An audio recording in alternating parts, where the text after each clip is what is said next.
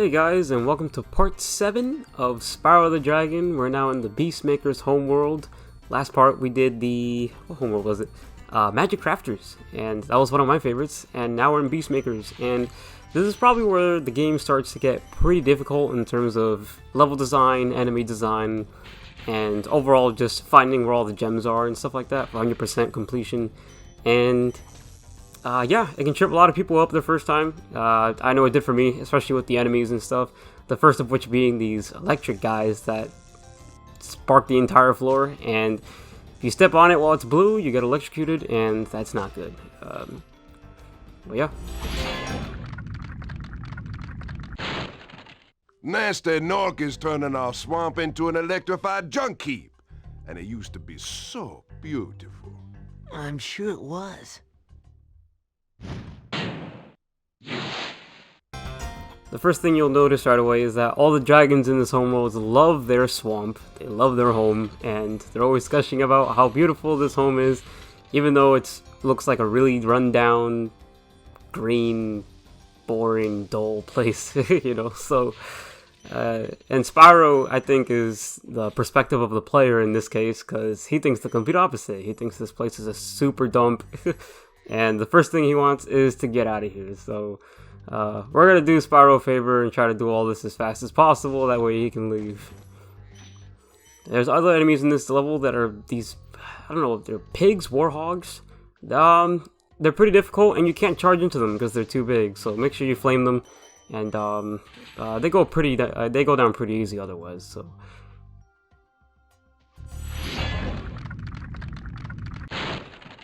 Spyro, it's great to see you. But I've got to go. I want to know who was the writer that thought that line was genius, because it was. It's so good. That's one of my favorite dragons. So good. Behind here is a boar, and the only indication that they give you for the fact that it's even there is if you go inside that cavern first. You can kind of hear the grunts, the pig grunts from behind the wall. But besides that's pretty much a blindside in my opinion. Especially if it's your first time playing. I think it's gonna come straight out of nowhere, and your first instinct is probably just gonna be to charge or something. I know I did my first time, so. Yeah, this homeworld is when they start throwing things like that at you. They have their blindside stuff. The enemies are very difficult, and in spite of all that, they have some of the better levels in the game, in my opinion. One level that we'll be seeing later is Treetops, and I think that's my favorite level in the game, if I'm being honest. That's a lot of people's favorite level. It's this portal right here. And, yeah, great levels, great enemy design, and it's one of the better worlds. If you flame this thing, unlike the cactus, or the cacti, I guess that's a plural for it, right? I think it was Dry Canyon or something like that. In Peacekeepers, the cacti in Peacekeepers, they just shake it off when you flame them. Those don't do that. You just flame them and that's it. They stay dark and very interesting. But the platforming also gets kind of tricky too, because now you have to time your charges with these guys across these chasms, and if you don't time it right, you're gonna get electrocuted. And I think out of all the homeworlds in this game, this is the homeworld where I get hit the most. And I did say in the last part that I don't normally get hit that much in this game, if at all. I hardly die too, so. But this level, this homeworld, it kind of gets me sometimes. This is a perfect example of great level design. You have this huge tower in the far back of the homeworld, and the only way to get the gems on the outer rim is to get to the top of it and glide, and I think that's really awesome. I don't think the second and third games really handle that aspect of level design really well. It's mostly just like a couple turns and stuff, but there's never like instances where you have to go out of your way to glide or to reach certain distances, so that's one of the reasons why I love this game a lot. I think it's probably my second favorite, next to Spyro 3, which I think I said in few parts earlier, but this game is incredible. If you haven't played this game yet, please do so. And I would even advise to stop watching the commentary, because it's a lot of fun when you try to just figure it out on your own in terms of finding out where all the gems are and the dragons and stuff. So I would definitely recommend it if you haven't tried it yet. Our first level for this part will be Terrace Village. I almost said Terrence Village, but no, that's not it. Terrace Village, first level of the homeworld.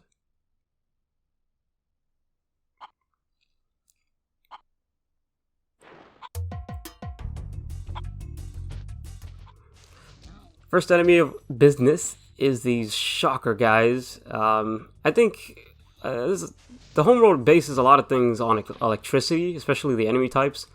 And the first guy we saw there, he has basically like this laser gun. And oddly enough, I think every big enemy in this game has some kind of period that they're charging up their attack and then they hit you.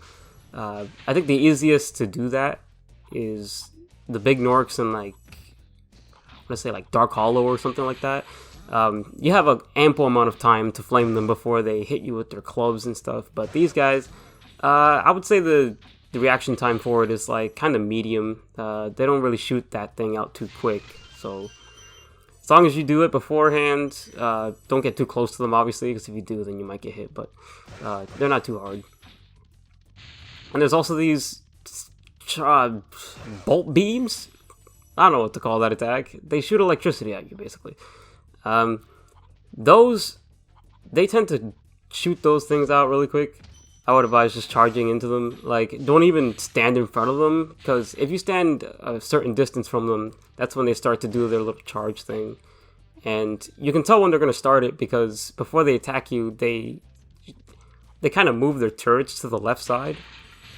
And after that, that's when they start shooting. So you have some amount of time to do that. So just keep charging. Don't even stop. Like the second you see it from a distance, just charge at them, and then it should be cool. Here's our first dragon of the entire level. Watch out, Spyro. The Norks in these parts have discovered the power of electricity, and it really stings.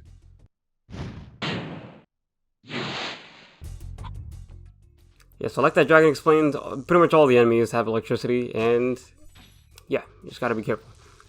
Throughout the level, there's these rockets. There's two more of them on the upper path, but that you can't get to until later. Like I said, great level design. There are things that you see in the beginning, and you find out later how to reach them, and I think that's great. So I got hit there, and that's kind of embarrassing, because, like I said, I try not to get hit in this game. It's too much. And I got hit again in this game. There's a skill point in Reignited that the only way to get it is to make sure that you don't get electrocuted by the electric floors. I think if you get hit by an enemy, it still counts as a skill point, but I haven't tested it out yet. But all I know is that if you get electrocuted by the electric floor, you lose the skill point. You can't get it. But obviously, if I were playing Reignited, I would have lost it right then, and I would have probably had to restart the level or something like that, because I try to go 100% in these games, guys, and yeah, that's if I get hit by that, that's not good. So I like how every level has different kind of fodder to get a butterfly in. In this level, it's like the chickens. They're like, they don't even have feathers or anything, they're just running around.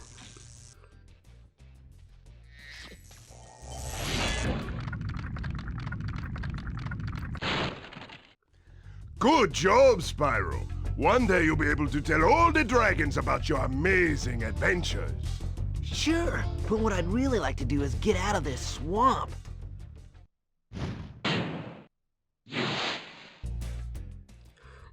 Like I said earlier, Spyro hates the swamp. He just wants to get out of here and that's it. So let's do the best we can. That dragon is very strange because every other dragon that you free is always standing up in an upright position. This guy's just laying down for I don't know what reason. And a lot of people like that dragon because he's unique. And in terms of dragon types, there's not too many in this game. So seeing something different like that is kind of cool. They did bring it that laying down dragon and Reignited, I think. So it's cool that they were able to keep that like one-to-one thing. So again, I got hit. Really sad. The way those guys were lined up, they were kind of like a three diagonally. So what you want to do is you want to hit one of them, or just position yourself in a way that you can hit all three in one charge, which is what I was trying to do, but I messed up. So, oh well. Yeah, just time these. Usually when I'm playing this game, I try to do things as quick as possible. Kind of like a speed run. I can't speed run this game though. There's no way. But I'm usually impatient with things, especially in these games. So usually if I get hit, it's out of recklessness and because I just, you know, want to do it quicker. There's a huge fail coming up, and by a huge fail I mean really big, in which I try to glide to this one section, but let's just say I was supposed to do it on the other part of the ledge and I didn't, so we're gonna skip that. And we're back. So yeah, don't glide from the left side like I did. I don't understand why I did that, but yeah, as soon as you climb up those stairs, which by the way are very difficult to see, they kind of blend in with the wall, and seeing that on your first try can be difficult because you think it's just part of the wall, but it's actually stairs that you can climb up and reach this entirely new area. And like I said, great level design. It's really good. Yeah, that's how you get to those two rockets that I was talking about earlier. You got to get to this upper path here.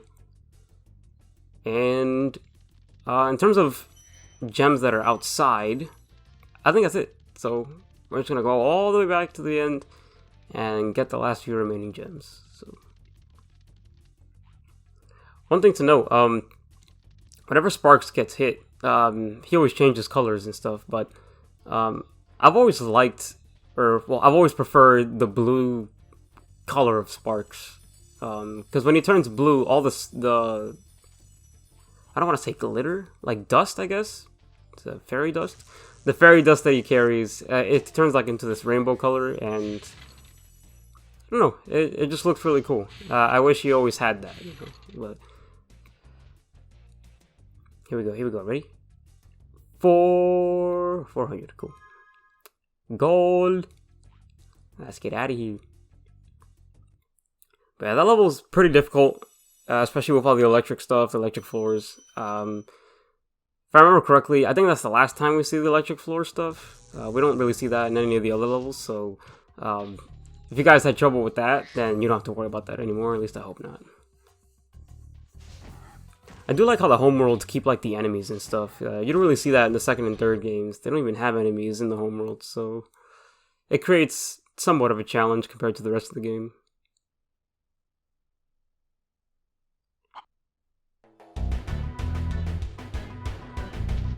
We're now in Misty Bog, and in my opinion, this is probably the hardest level in the game in terms of knowing how to deal with the enemy types, because there's 3 enemies in this level, and they can all be very difficult. The first ones are these plant things, and what they do is basically they just shake, and I swear it's random as to when they actually charge at you. Because I've had instances where I would stand around, not do anything when I'm a certain distance from them, and they just don't move. They just stay there and they keep shaking.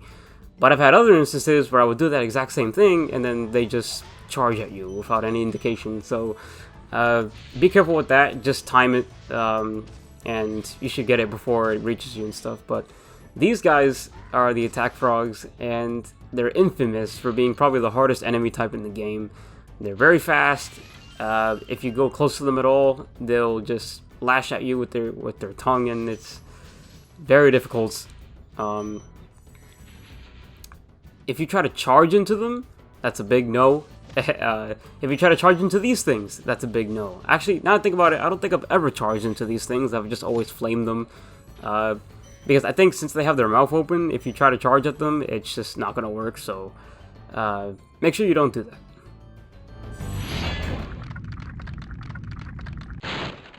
Be on the lookout for attack frogs. They are cold-blooded killers. Attack frogs? And this used to be such a nice swamp.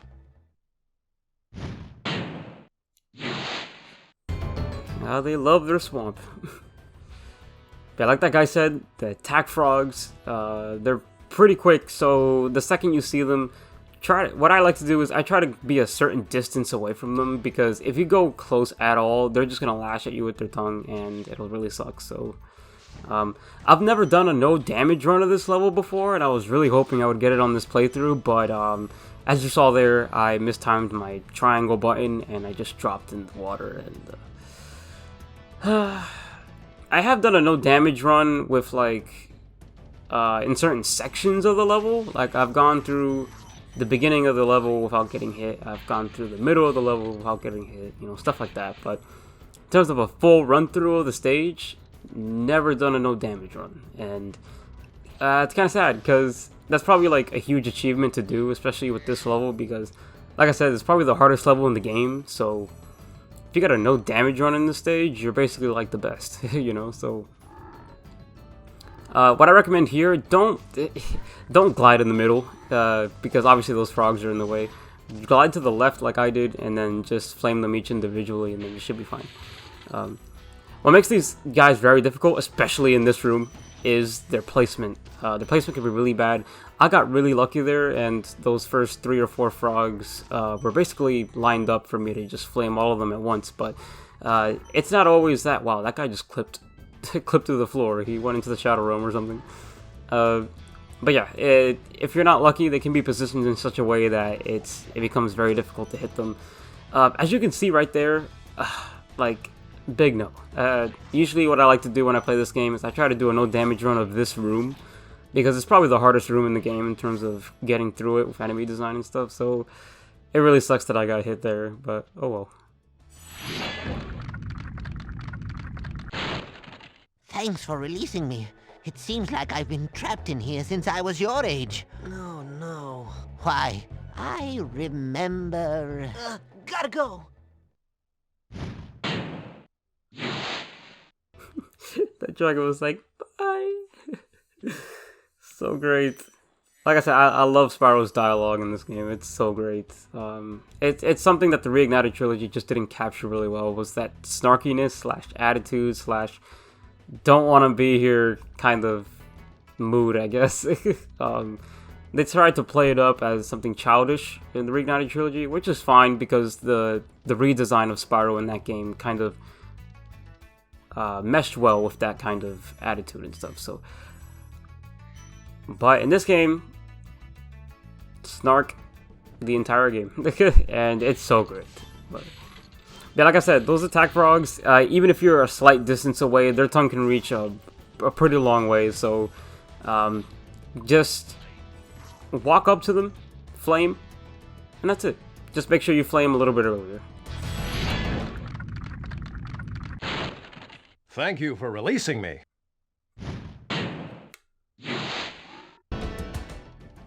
So we've reached probably the most satisfying part of the game. There are these Warhog enemies that we saw in Beastmaker's the homeworld earlier, and they can destroy enemies for you as such. And it's so good.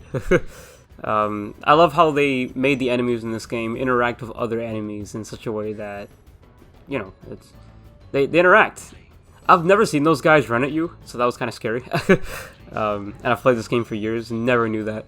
But yeah, so what you want to do is you want to go behind all of them in like a line, go close, and that Warhog will start chasing and get all the enemies for you, basically. It's not necessary. It's pretty easy to just get those enemies normally, but if you try to go for those enemies first, the Warhog will chase you, and then you'll probably get hit or something. But I always just let the Warhog hit me because it makes things easier. It can be kind of easy to miss gems in this level, and I'll explain why in a second after I get these, but it involves the level design, and like I said, really good.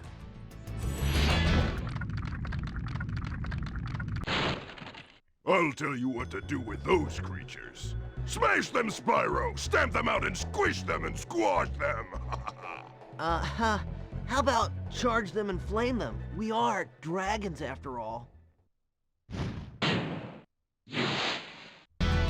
Yes, we are dragons. We can't do anything except charge and flame. If we do anything else, we're not dragons. Well, we're gliding now, but that's another story. But anyway, what I just did was glide to an entirely new location, and by that I mean the top of the level.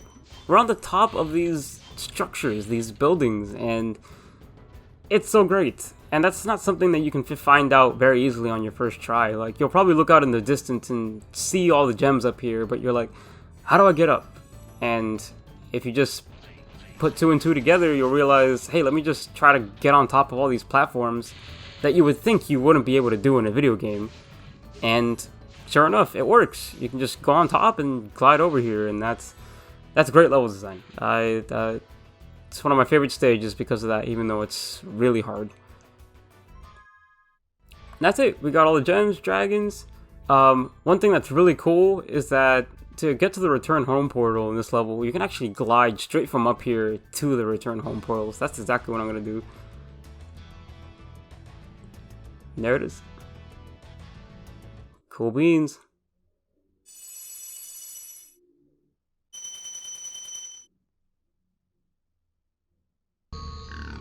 Alright guys, and that was the first half of Beastmakers. Thank you so much for watching the video. If you liked it, be sure to give a like, drop a comment down below so we can discuss, and as always, take it easy, have a great night.